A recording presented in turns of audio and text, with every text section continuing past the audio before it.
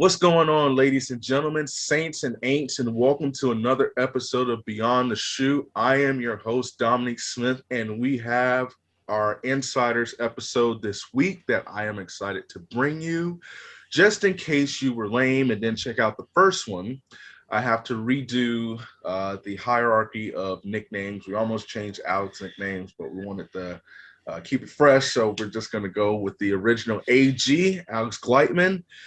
On somebody's calling me, I don't know why. On the bottom left side of my screen, it's Bishop Tom Orr. He will be known as Bishop Orr. And then my main man, Tony Tone, who went and got a fresh lineup that, especially for his background. Let the world see it. It just says own, but it says Tone. You can't see the T? Because when you move your head, it says own. Dominic, it's a background. It's not a foreground.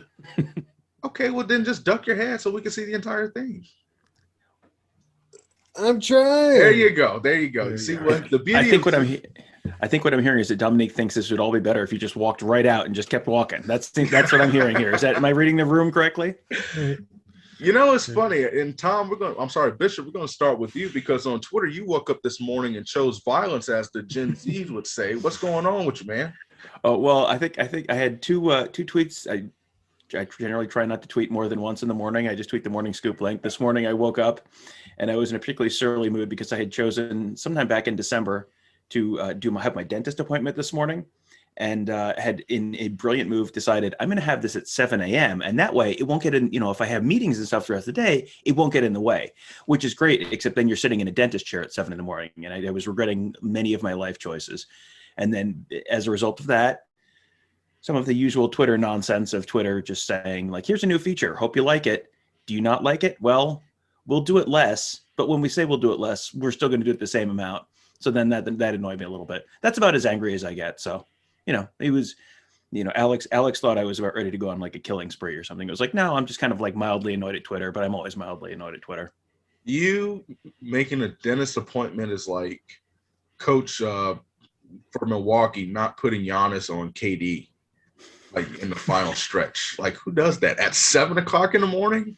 That means you have to get up at like 6, maybe 5:30. You don't need to explain this to me now. You need to build a time machine, go back to last December and explain it to me then. I get it now. Don't worry. Okay, well, with most dental practices, you have to do a follow-up appointment. So just when you follow up, make sure you do not do an early appointment. I am set for 1:00 p.m. in sometime in mid-December, so I'm all set. I've learned my lesson. As long as it's not on signing day.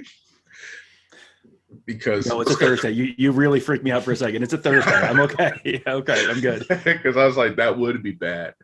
Oh man. So gentlemen, it is good to see you. It has been a crazy month. If you are not a subscriber or a member of Buckeye Scoop, you are really missing out. You are missing out on great content, inside information. We're popping multiple stories a day, as well as interviews and a lot of inside information, whether it's Alex. I defer to the bosses, well, the people who've done it longer, but Alex, has been popping stories out on A-Deck. I forgot who that's presented by. Who is that presented by? Todd Pennington with Revolution Mortgage. Anyone who needs a mortgage, hit up my man Todd Pennington. Yes, he's your guy. Tony's been, getting stories out, working social media, making sure that has it been someone else? I'll admit this. Like this whole week, Alex has been throwing up like 6 things a day. Bill the last couple of days have been throwing stuff up, and I'm like, I work every day and I feel like I'm not doing enough. And so I guess I am kind of complaining about Alex and Bill. Yeah. Right. Well, Tony is doing his part. He is. Thank you. He is I guess you're the 6th man, but eighth man. Okay, but that means you're a bench warmer. You're the deli. Dellavedova. There you go. Okay. I don't mind watching from courtside seats. That's okay. Okay. Well, that's what I did. That's what I've been doing with camps. I've just been, sitting watching everybody else do it. That's Looking out where I can, waving a towel. I got Alex a Gatorade one day. I get Tom a a water, and I'm good. Okay, I'm still collecting my 6.5 million a year. I don't care. that's true. You are the God, you're like Matt Flynn, essentially. I'm Chad Henne. No, Made a lot of money. okay, but he went to a rival school. We can't bring that up. Brian Scalabrine. That's what we're gonna call you, Scalabrine or whatever. Yeah, that's you. Have you watched the video of him pretty recently just destroying people at like a Y or something? Like it's just like this old washed up basketball player who everyone's like, yeah, this guy stinks. It's terrible. And he's just like wrecking people's lives at some YMCA. I love that. I love that stuff when you get to see how good athletes are compared to normal people. That's the best. Yeah, it really is nice. I have seen that video a couple times. He didn't do well. He was a beast. We know his name. Let's just put it that way. Bill Cash Money Green, that's his new nickname that I've given him. He's really brought a lot of inside information. Kurt, he's been out there.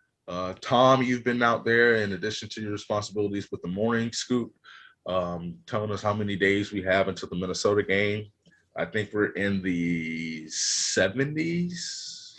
We're in the 70s. I think it's 74. It was I think it was like 76. It's either 76 on Thursday or Friday. Friday recorded Friday's morning show. It was 163 days to the Michigan game on Thursday, 162 on Friday. Listen, we ain't doing that on my show. Sorry. It's okay. I saw one of the football players tried to help you out and tweeted out that it was like 78 days or whatever. And I was like, oh, cool. Bishop doesn't have to do it anymore. And then on occasion, I like to pop out a couple articles and try to give inside information that I know. And so it's a good time to be following. But that kind of leads me to the first question. If you can recap what this June has been like, what we've seen, how crazy has it been just in the eyes of you three? I don't really care who starts. Well, actually, I do care. Alex, you go ahead. I was gonna let Tone go first, but it's crazy. I was talking to some coaches at Ohio State and other places, and they just have not seen anything like it. I mean, think about it. In a normal year, Ohio State probably has 3 camps in June, like maybe 3. They usually have a couple big ones, and then they used to have Friday Night Lights, and then made another big recruiting event. They were able to have officials in April, visitors at junior days in January, February, March. So everything being condensed into 1 month has just been chaos, mayhem. I mean, it's been wild. It's been, I think from our end, it's been fun, but it's been, it's just crazy. Just trying to keep up with it myself. I'm like Tony, I being in New Jersey, New York area, I'm not at the Ohio State camps with, Mark, Bill, Tom, Mick, Kirk, but, trying to do what I can at home, talk to the prospects after, even that has just been crazy. So I can't even imagine what it's been like for boots on the ground, trying to cover up on it. It's great for our site. It's great for our fan base. I don't know how much the coaches love it, but it's what they got to do right now after missing the 1.5 years. So it's just been nuts. And it's the craziest, most exciting time for Ohio State football recruiting, I think, ever. So big shout out to Mick. I didn't mean to forget you, dude. I was just trying to, not forget. We know how you feel about Mick. You don't have to pretend to play nice in the sandbox.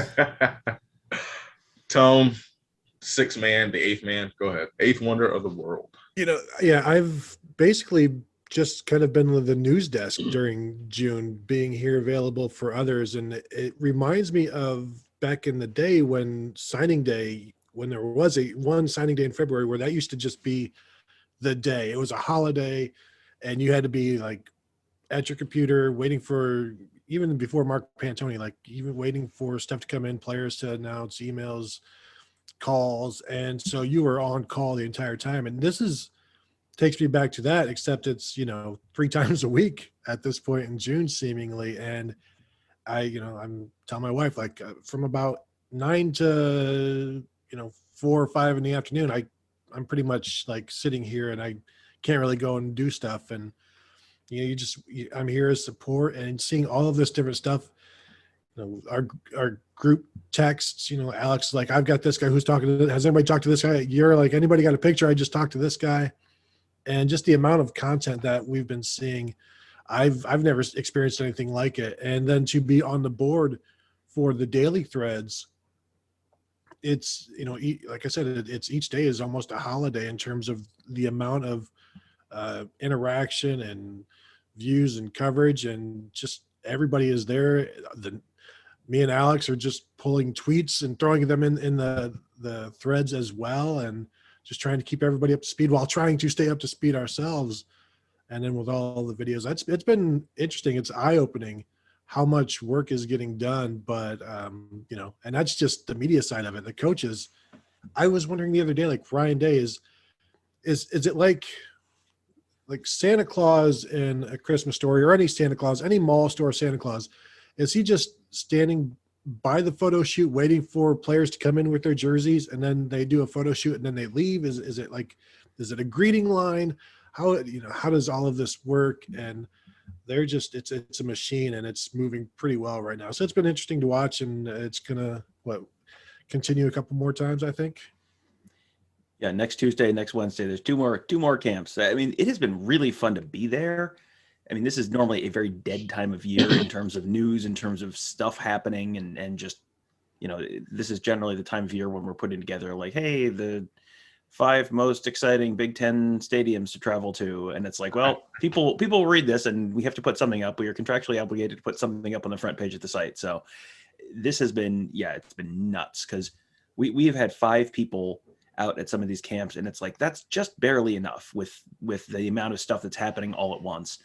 I will also give Mick Walker a shout out, because I know Alex doesn't like him. So Alex, you just have to sit this one out. But, I show up in the morning, and it's like, all right, Mick, point me to who these people are. Like, I know the names, but I don't know the faces. And it's, you're shooting from across, and he's like, okay, the guy in the gray shirt and the maroon shorts, that's who this guy is. And then this guy is, so yeah, Mick has been my guardian angel out on the field quite a bit this month.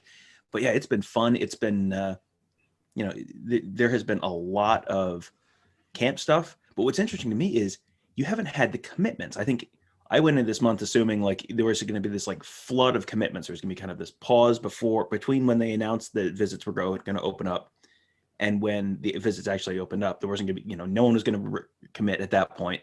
And then as soon as visits opened up, people would go on a visit or two and then commit.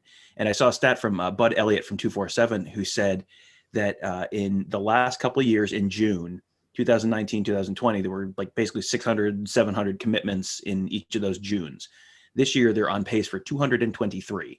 So, I mean, at this point, I'm assuming people are going to go through all 5 of their visits this month, and then there's going to be this flood of commitments in July. So July may be just as crazy as June was, just in a slightly different way. But this is one of those there is no off season kind of off seasons, I think.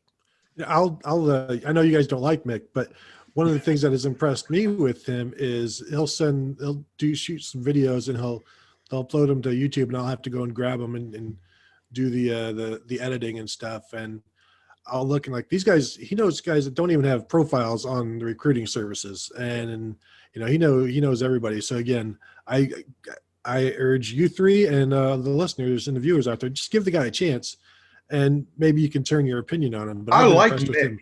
I like Mick. You just out here trying to start something. I was going to say, I want to be clear. I like Mick. I was just saying that Dom doesn't like Mick. I like Mick too. Listen, I've learned a lot from him. You 3 are just troublemakers, especially after all those things he said about you. Or did you not hear about that? I'm sorry. I shouldn't have said anything. I'm sorry. It's an on-site fade when I see him if I find out what he said. Just kidding. We don't promote violence here except on the football field. But yeah, I know Alex, you can probably agree with this too. July, especially after the opening, which is the first couple of days, I want to say July 1st through the 3rd.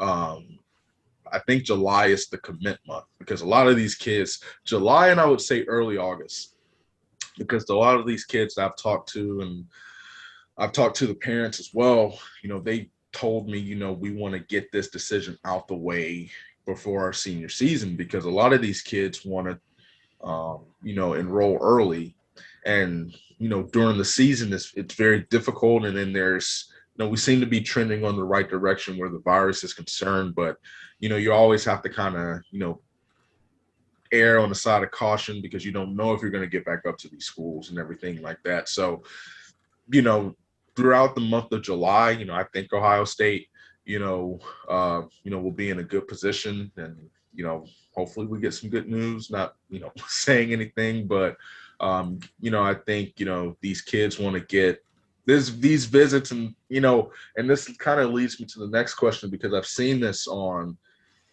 social media, and I want to make this point before I ask that question that has come to me. It's good for these kids and parents finally to meet in person the coaches who they're going to play for.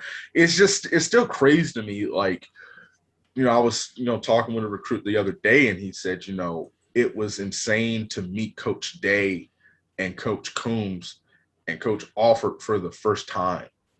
Or I hadn't seen him in X, Y and Z amount of years and everything like that. So it's kind of crazy to me that everything that has been done through Zoom and online and virtual. So, it's good to see, the kids going out camping, and obviously it produces great content. But back to what I was going to ask, is it a big deal?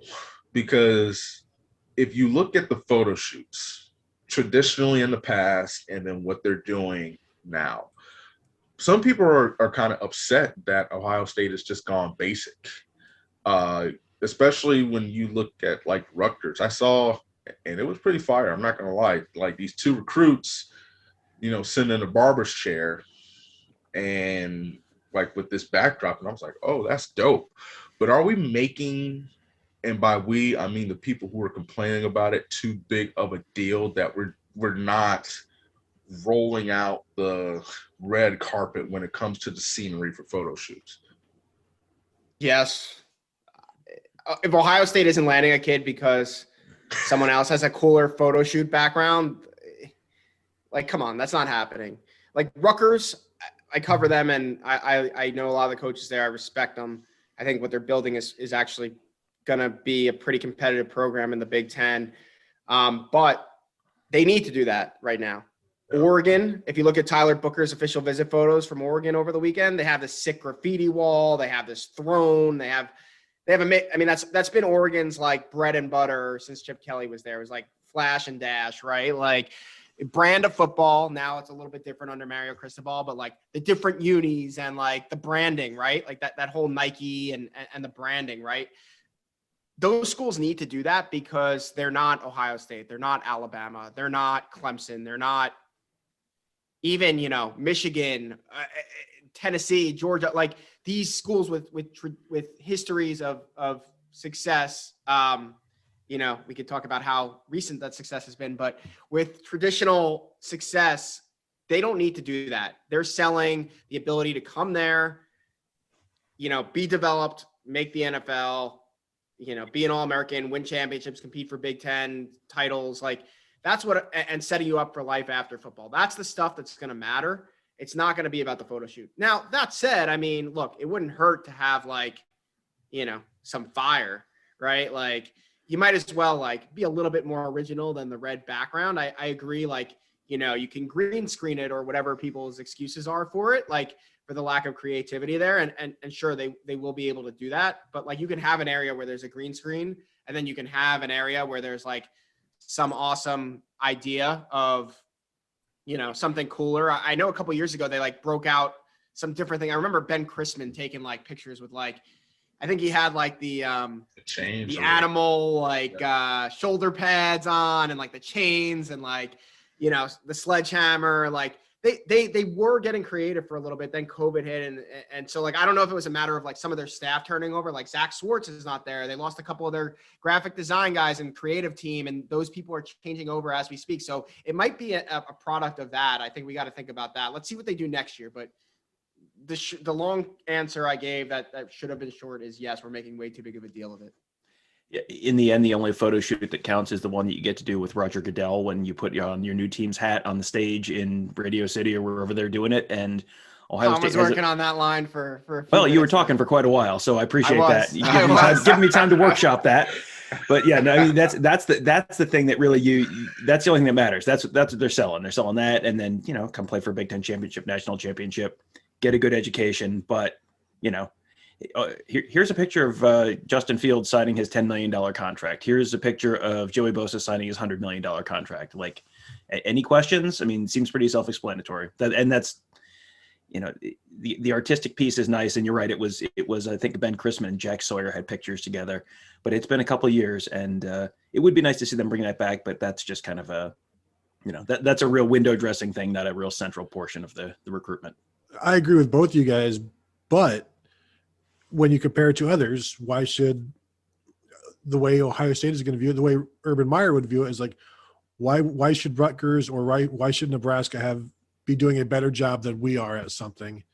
And so even if it's 1% of the value of the recruiting process, it's still, why should somebody be better at something than Ohio State? I don't know if Ryan is that maniacal about this part. Still, if you've got a department, you should, maybe get as much of it out of it as you can. That also being said, like, the people who are worried about this are so far down the rabbit hole of concerns because, recruiting is going very well for Ohio State. And so then you still have to find something to be concerned about. And that's why, like on a message board, there's people concerned about, 2024 left tackle, who's it going to be? You have to continue to trickle down to find these concerns. And, we've come to the backdrop, Dom. And me as a backdrop person, I'm available. Man, you got that off Google. No one even that good. Tell the truth, shame the devil, man. Mick was right about you. Mick was right about me? Okay. It needed to be Tony. Now, you can't come for me. And listen, I was going to get into the boneless wing debate, but my man Scott Sr. took care of you, and that show was released on Father's Day. You better know.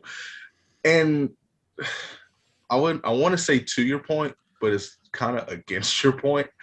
The thing that Rutgers, Nebraska, what was the other school you named? Any of them, doesn't matter. Okay. Oregon. The thing that differentiates them from Ohio State is they can have the fancy backdrops and all that stuff, the throne, all that stuff.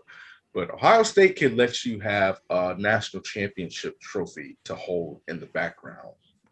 And so, I've seen Alabama do basic black backgrounds as well.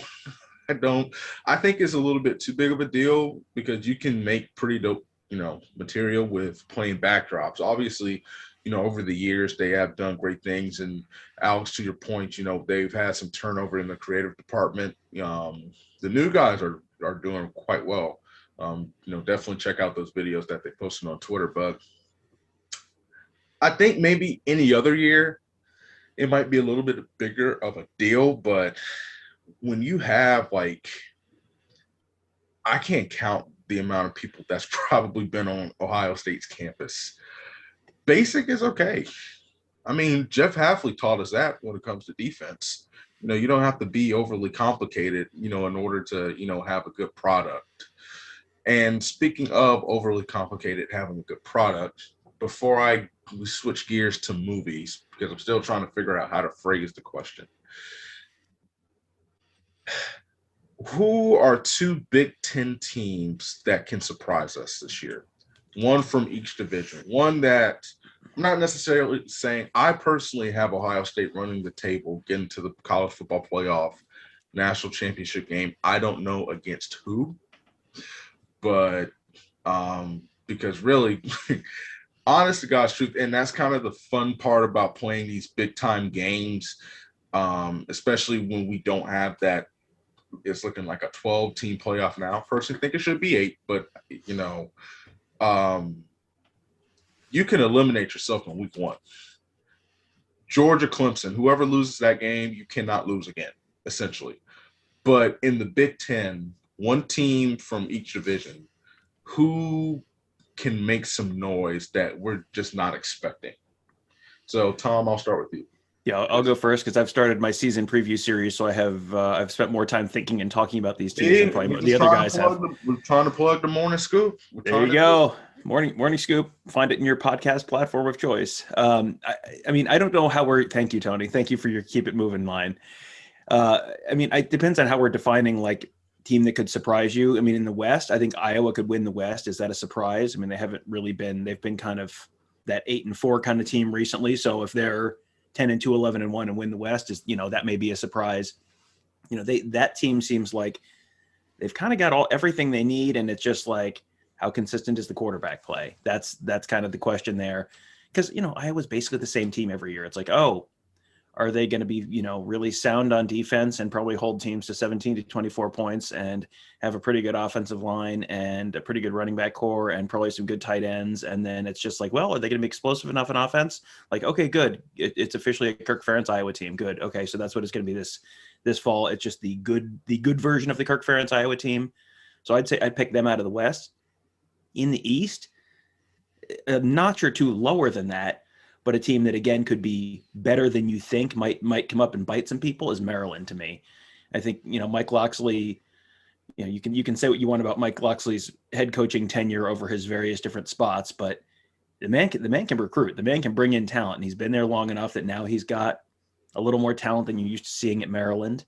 And their schedule. I'm looking at their schedule right now. They've got West Virginia, Howard, at Illinois, home for Kent State. They could be 3-1 to start the season. And then, you're play Iowa at home and at Ohio State. You're not winning those two. But at Minnesota, they could win. They get Michigan at home, at Michigan State, at Rutgers. I mean, that's a Maryland team that could win 6 games, could win 7 games this year. That's substantially better than they've been. So those would be the two that I think right now, at least as of June, mid-June, those are the two that I think might be the best bets to be a game or two better than you typically think of them. So let me say it this way too. Who could scare Ohio State? Like, realistically speaking, who can put up a performance like Maryland did a couple years ago? Granted, if Ohio State had just a hair of a defense, it wouldn't be that bad. But which one of those teams? I mean, I don't think Iowa. No. I mean, they don't have Iowa on the schedule this year. If they play Iowa in the Big Ten championship game, it's probably similar to the Northwestern game last year, where it's just like, yeah, this team's not as good as Ohio State, but they play in a way that you don't blow that team out, because they've got a good enough defense, and they they play with a slower pace and all that kind of stuff. So they're a harder team to blow out. So that's probably a close-ish game, but Ohio State's probably a couple touchdowns better than them. On the schedule this year at Indiana, the week after a bye, it's a sandwich between a bye week and the home game against Penn State. So that's the one in the East that I look at, and it's like, because I don't think at Rutgers is going to be too brutal. I don't think Shiano's quite got the pieces there yet. At Nebraska, I'm not really buying Nebraska right now. Like, maybe they're better, but not better enough. Purdue, maybe, but it's a home game. Like, there's no one from the West that really, and I don't think Minnesota's going to be particularly great. I don't think there's anyone on that West schedule that really is a real threat to Ohio State. So yeah, I mean, Iowa in the Big Ten championship game, potentially, like, it's at least a close game. You're not blowing them out. Tom, there is no way Iowa is ever going to do what Maryland did and put 50 points on an Ohio State team. It will never happen.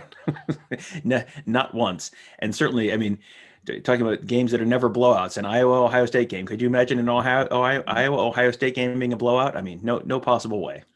I think there's a chance for Minnesota. It's the season opener. Brand new quarterbacks for Ohio State. An experienced quarterback for Minnesota. Really good running back. Receivers have taken a little bit of a dip, but they still got some talent. Who knows what the Ohio State secondary looks like? So I think there's an opportunity there for a Thursday night issue. I still think Ohio State wins by a couple of touchdowns, if not more. But if things start to get out of hand there, I think as you look over the schedule, that's maybe the most potential laden game to not be a blowout. It's like, how do you got to judge these games relative to what Ohio State is doing against everybody else. I also, by the time Ohio State plays Indiana, which is in the middle of the season, Michael Penix is probably going to be hurt again. So they may not even be. Man. Oh my God. I mean, we got to be honest here. I mean, the guy gets hurt a lot. Like, same with Talia Tagovailoa. Like, he's going to be hurt at some point this season as well. So while I like them, Ohio State plays them back to back. I don't even know what are the over under on Ohio State playing both of those quarterbacks this year is like 1.5. Where are you going to go?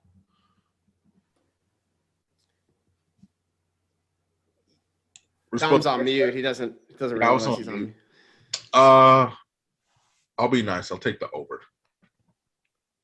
Okay. Pay up. I don't have money like that. You make more than I do.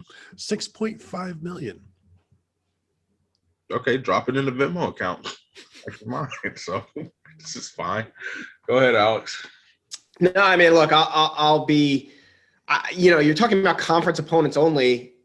To me, I agree with Tony. Minnesota in week 1, that worries me. The Ohio State secondary, their defense as a totality, I don't know yet. And new quarterback, if Minnesota can control the run game, control the line of scrimmage and run the ball, which they do well. They did well last year. And Tanner Morgan is more 2019 Tanner Morgan than 2020 Tanner Morgan. I mean, Ohio State can be in trouble there, but I'm more worried about the Oregon game the next week personally. That has a little bit of a Virginia Tech vibe with a more talented team coming to town.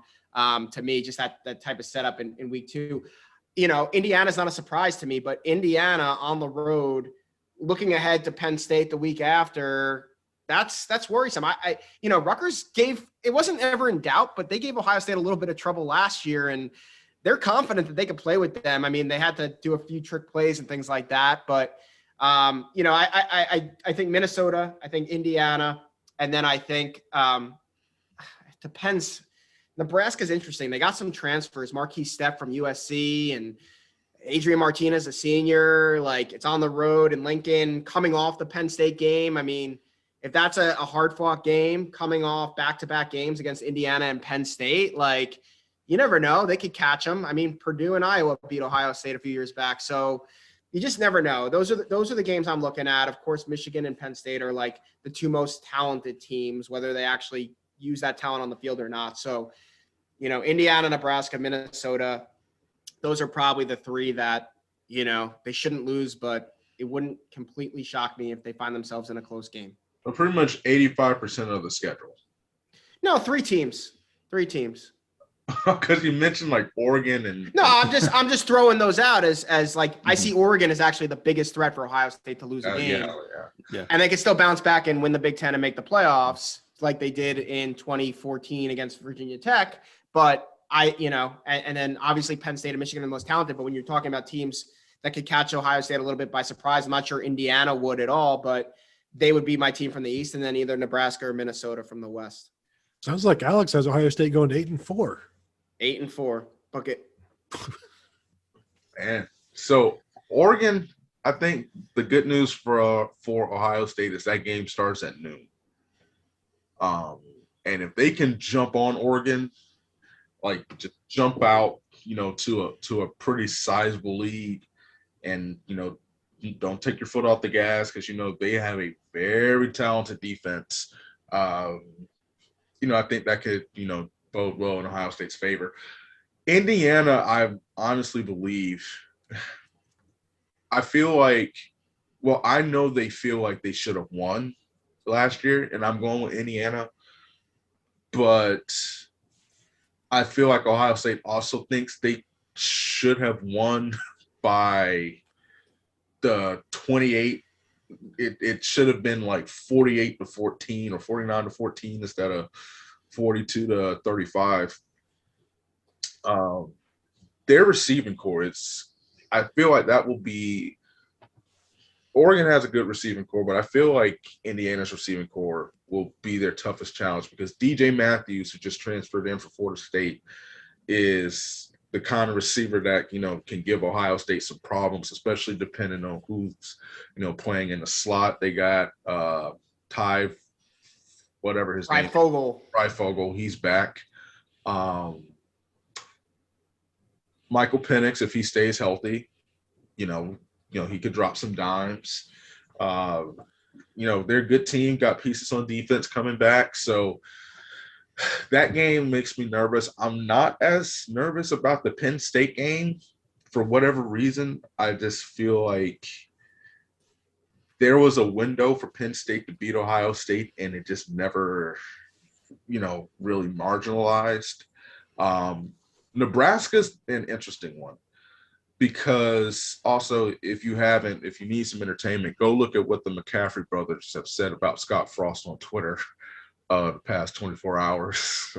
But I don't know, that game, I can see it going two ways. I can see it being the 2019 version of Nebraska because they did lose a couple pieces on the offensive line, and they have a talented center. And yeah, they do have, some people back, but Adrian Martinez is like Bo Wallace of Ole Miss back in the day. You have good Bo, who lights up Alabama. Then you have bad Bo, who it's, bad. So I would say those are the two teams that I would cautious optimism. Minnesota has one good receiver. And the thing about Minnesota is PJ Fleck has experience playing against Ohio State back when he was at Western Michigan, and Ohio State didn't have an offense. And they were competitive until the fourth quarter, and then the talent level, kind of waned out. I'm not as nervous as you guys are for whatever reason. I would say with the defense, it can't get any worse, but I mean, technically it can, but I don't foresee that because I think, the best help to a struggling secondary is a great pass rush. And I feel like Ohio State's pass rush will be even better than it was last year. If you watch the spring game, if you take anything away from the spring game, that Zach Harrison, he looked pretty good. We talked about Jack Sawyer, who will make an impact as well. But Zach Harrison looked pretty good. You have a good inside pass rush with Haskell Garrett and a lot of experience there and stuff. So it'll be interesting to see, but those are the two teams that I will take. So I have two final questions, and then we're going to go try to bring you more awesome content. I'm probably going to try to squeeze a nap in here. Never mind, I have an interview. So the two questions, there was something trending on Twitter, and it's pretty much like a hot take that you're willing to die for. What is an Ohio State hot take? Or better yet, what is a good sports hot take that you are willing to just risk it all for? Wrong answers only. Oh, it sounds like Tony should go first then. Yeah. This is one of those things, again, I would need more time to think about it, but a sports hot take that I would die on a hill for. I'm almost to the point now, and I don't even know that there's any disagreement, but baseball umpires should just be replaced. The home plate umpire should be replaced by now with just a computer. I don't know that that's necessarily a hot take. I think now, you know what, Dom, you said you like the 8 team. I like the 12 team better than the 8 team now. I've come around to that decision. And, I read something in the Toledo Blade today. Kyle Rowland talked to like the head coach at Bowling Green, talked to administrator at Toledo. Now they're like, these are the people that are now being impacted in a good way by this move, as opposed to just in our circle, how does this impact Ohio State? It impacts it positively and negatively, but the rest of the nation, there's a positive impact. So I'll die on the hill of the 12 team over the 8 team or the 4 team. Somebody want to go? I'll go next. I don't think it's too hot of a take, but a lot of people might disagree with me. I'm going to say nothing to do with football or college football, maybe, but the NHL is the best sport to watch live. Regardless of if you're a huge NHL fan or not, I think it is the most exciting sport and best sport to watch live in the stadium, in the arena. That's my hot take. I gotta say this. We don't really have hockey here in Orlando. We have the Lightning, which is the team I root for. We have the Panthers. Front runner. Well, yeah, I mean, them were the Florida Panthers. What was I supposed to do? We have the Solar Bears technically, but playoff hockey is one of the most fun things that I've ever experienced. Just watching, like, sitting down. It is so intense. I love it. Go ahead, Bishop. Yeah, I can take a little spin off of Alex's. I'll have my own in a minute, but hockey is absolutely the sport with the biggest difference in TV viewing versus in-person viewing. Like, not even close. I don't know what the second place is, but that is absolutely first place. A hockey game in person is fantastic. If you have not done it, you should do it. Like, good news, the Blue Jackets are going to be atrocious this year, so tickets will be super cheap. And my personal trick is go to the preseason games, especially if you have kids, because you can go sit down by the glass for like $15 a seat. Just go on StubHub for a preseason game, midweek preseason game, get yourself some tickets down on the glass for like $15, and your kids aren't going to know any better. Your kids aren't going to care.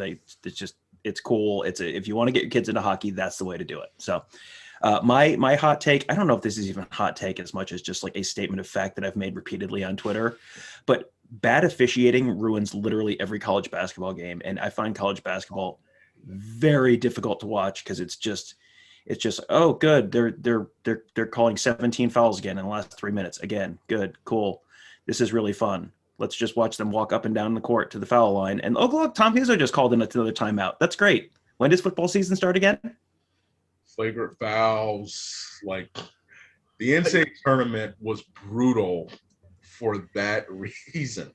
Like, the last 2 minutes took 27 minutes. It is time for the Elam ending in college basketball. It would improve the sport so much. Yep. To bring in the Elam ending. And so that's a hot take. Another one I like right now, I am loving. Whoa. No.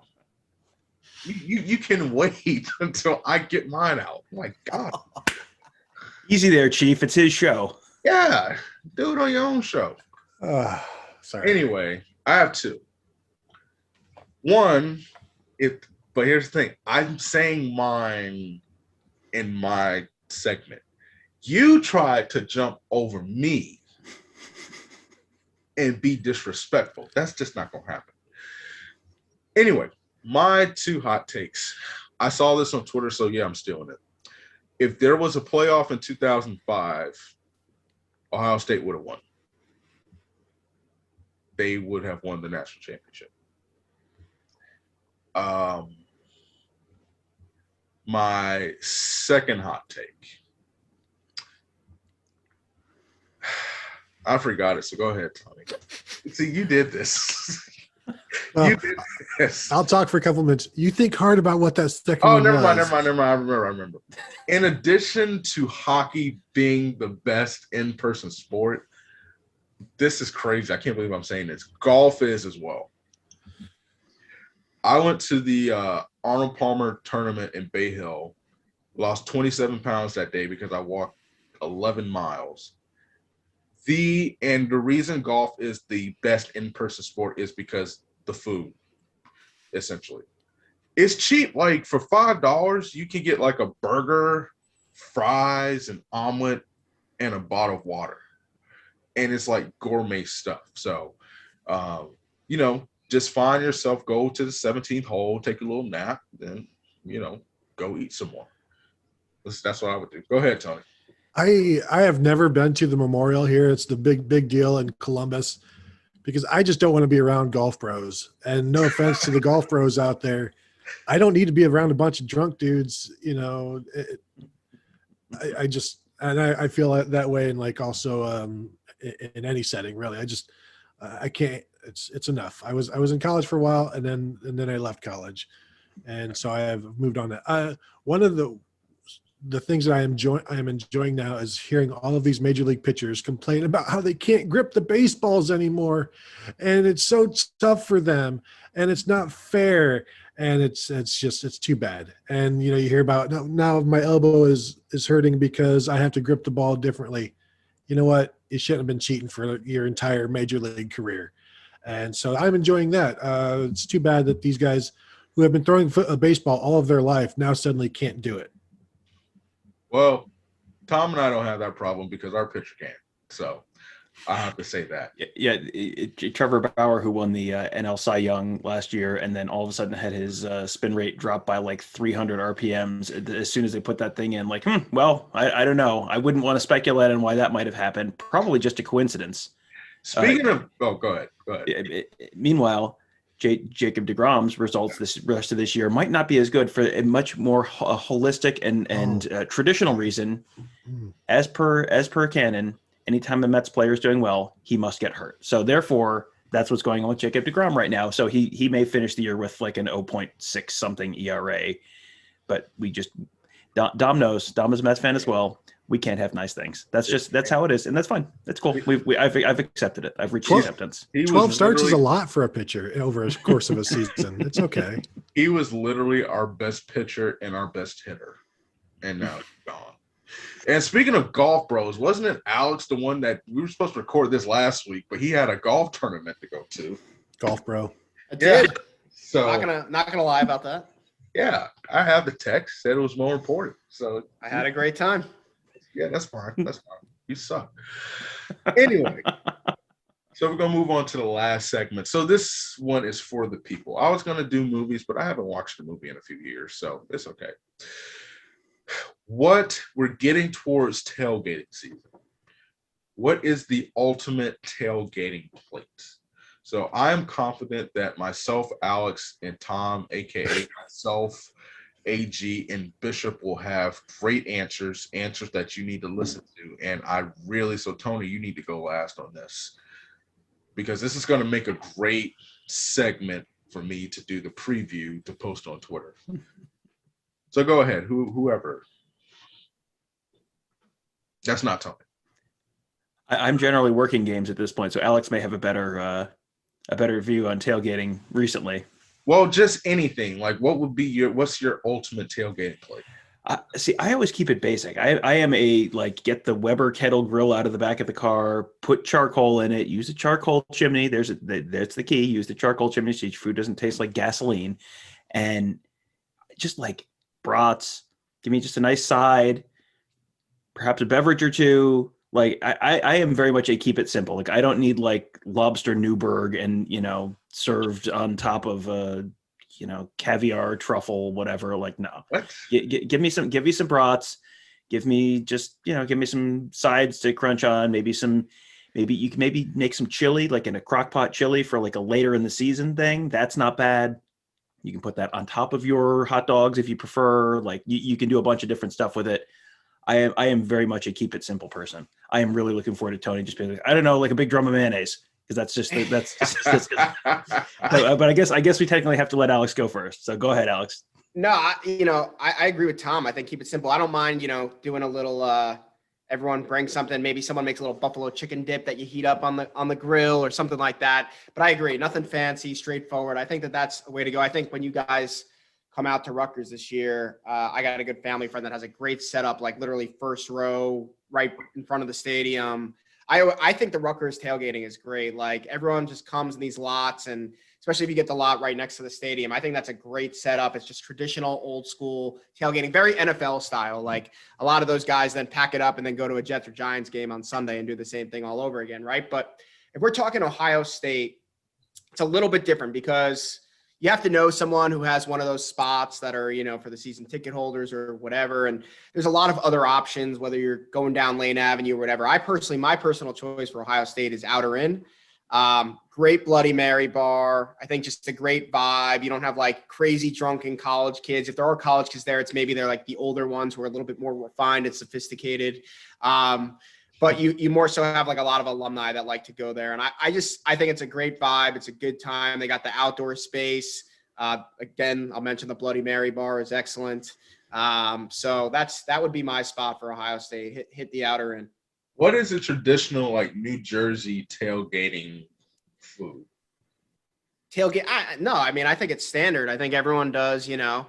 Burgers, dogs, maybe throw in some brats.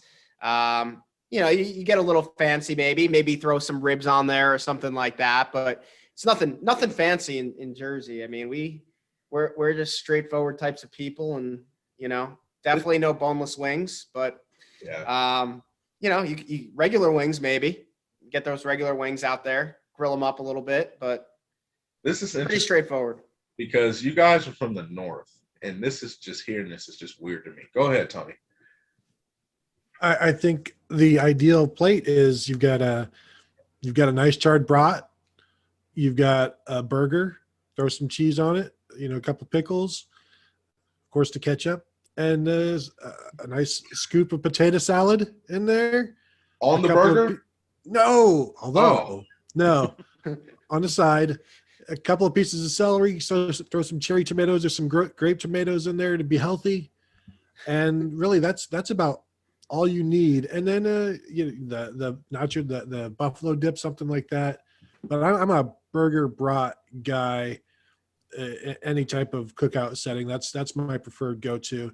People do chicken; it can get dry. I know yours does not, Dom, but other people, it can happen. I did notice like nobody really does wings at tailgates. So Has it happened to you?